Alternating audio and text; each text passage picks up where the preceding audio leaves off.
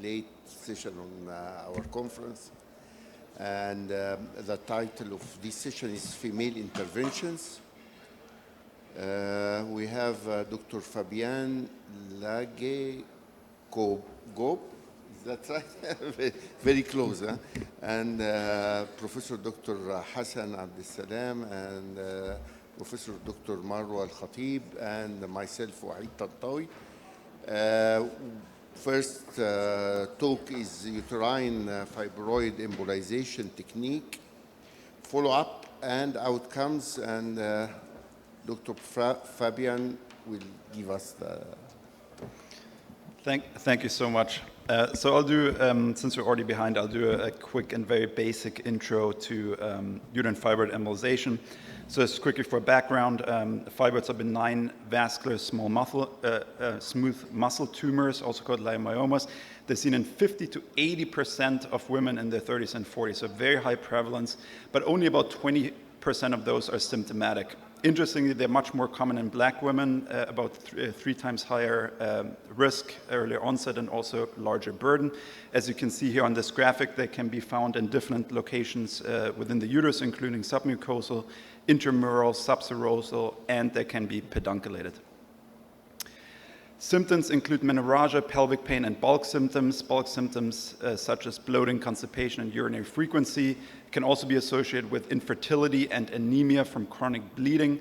Risk factors include early menarche, nulliparity, and a family history. Malignant transformation is extremely rare at under 1%.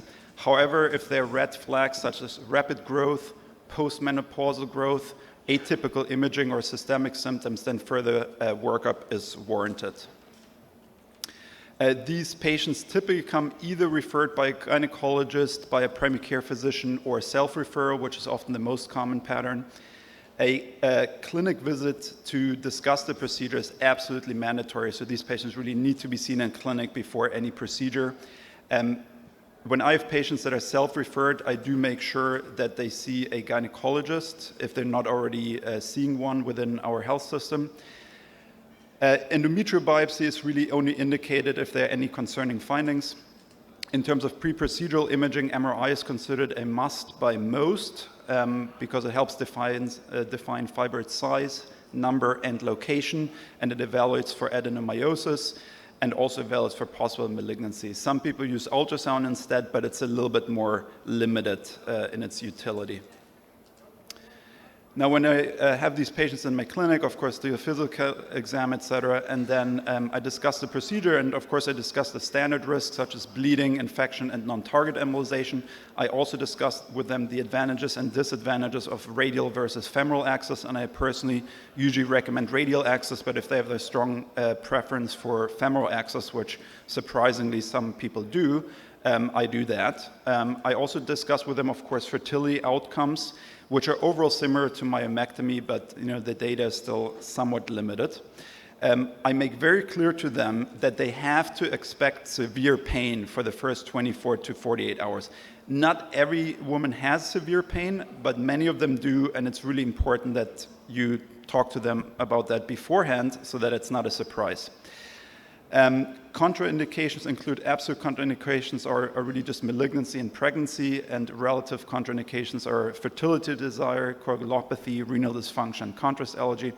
Large and pedunculated fibroids are not considered a contraindication. When they come in for the procedure, you usually have a Foley catheter placed to decompress the bladder. I do some standard pre-procedure labs and get them some medications that you can see here listed on the right, including Ativan, Toradol, Naproxen, OxyContin, Raglan, Zofran, and Cipro. So it's basically a mix of an antibiotic, some anti-inflammatory meds, and pain meds and anti-nausea meds. Again, I then kind of decide and evaluate for radial versus femoral access. And just in general for these procedures, radiation reduction is really key because these are typically young women, some of them still with childbearing wish going forward. So I make sure that I use a low pulse rate. I minimize angulations. I minimize my fluoro time. You should really aim for 10 minutes or less if you can. Minimize the use of DSA and use magnification only if you absolutely have to, which typically you don't. In terms of the procedure, usually, whether I'm coming radial or femoral, usually start with a contralateral oblique to get into the internal iliac, then ipsilateral oblique to open up the internal iliac branches, find the uterine artery. Usually try not to get in that with my 5-inch catheter, but instead just go in with a microcatheter, typically a high-flow microcatheter, 2.8 French. And then once I'm in the uterine artery, I do a DSA, look for, and I really want to run that out and see if I see any early venous filling, anything that looks abnormal, such as AVM or AV fistulas, or any non-target branches. You want to get past those non-target cervicovaginal branches, and that's when you start your embolization. I usually use embospheres starting with 500 to 700 micrometer. I typically do 2 vials. If it's still going, I go up to 7 to 9, do another 2 vials of that. If that's still going, then I go to gel foam. But some people go 3 or 4 vials before they go up. Some people after the embospheres then switch to PVA. Some people start with PVA. If you're starting with PVA, then it's typically 300 to 500 microns. And in the Japanese literature, as some of you may know, also gel foam has been described as the primary embolic agent, and that also seems to work quite well. A typical endpoint is 5 to 8 heartbeats of stasis, and you really need to wait for that. So typically when I get close to the endpoint, I just inject some contrast and watch that. If it's still clearing quicker than that, then I give some more particles.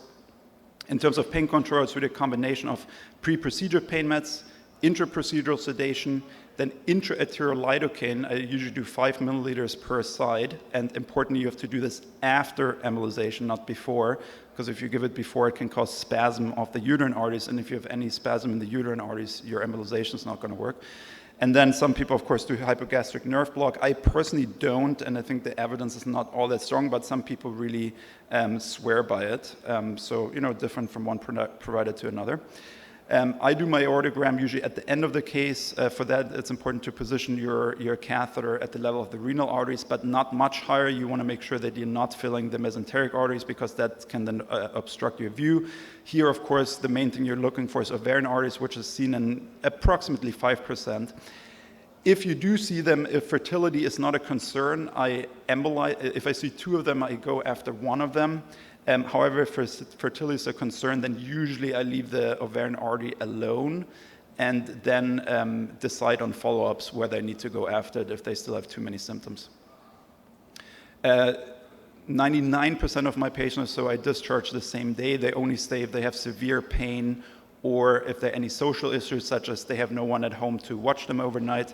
Post-embolization syndrome is extremely common. It's like almost everyone has it, usually lasting like 2 to 5 days, including pain and nausea, which is why we sent them home with a pretty heavy regimen of anti-inflammatory and opioids, as well as anti-nausea medications. And I give them Cipro to complete 5 days. But again, like Cipro is not absolutely needed. Some people don't. I then usually check in with them via phone a couple of days, a day or 2 after the procedure, and then I have them come back to my clinic after 1 month and then after 6 months. And at 6 months is really when you can decide whether the procedure was successful or not. I only get follow-up imaging at 6 months if they still have significant symptoms. If you do get an MRI, what you would expect to see is a 50 to 60% reduction in size. Of course, if you do then still see fibroids that are perfusing on the MRI and they have symptoms, you can consider repeat embolization, or you can recommend an alternative procedure. Outcomes are notable for bleeding improvement in 90% or more, so that's really the strength of this procedure, is the bleeding is almost always improved. Bulk symptoms a little bit less, but typically we say around like somewhere between 80 and 90% success rate for that. The re-intervention rate is somewhere between 25 and 30%, which is not quite low, but this is actually comparable to myomectomy. All right. In terms of complications, permanent amenorrhea or early menopause is seen in very few women below the age of 45, but is quite common in women after the age of 45, so it can't even really be considered a complication. It's just, you just have to explain that during the consent.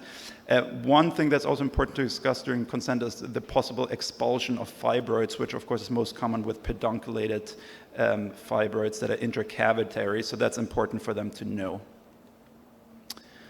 So in summary, this is a very effective uterus-sparing treatment. It's less invasive than surgery with comparable outcomes. It can be done in an outpatient setting. And in my opinion, as a program director, I do think it's a very great training procedure that should really be part of any IR training program. And most importantly, it serves as the foundation for management of postpartum hemorrhage, which I think is a very important IR procedure worldwide. So on that note, thank you so much. Any questions? Thank you, Fabian, for this presentation. Just one question, please. What's your views on cervical fibroids?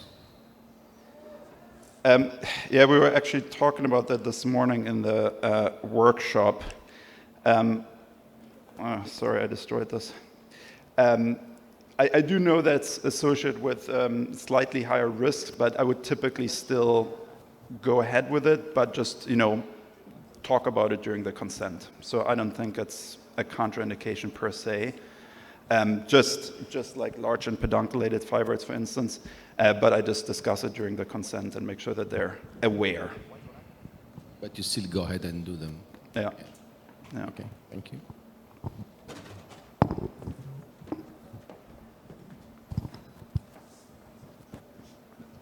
Any questions from the floor? Okay, so I'm going to present the next speaker.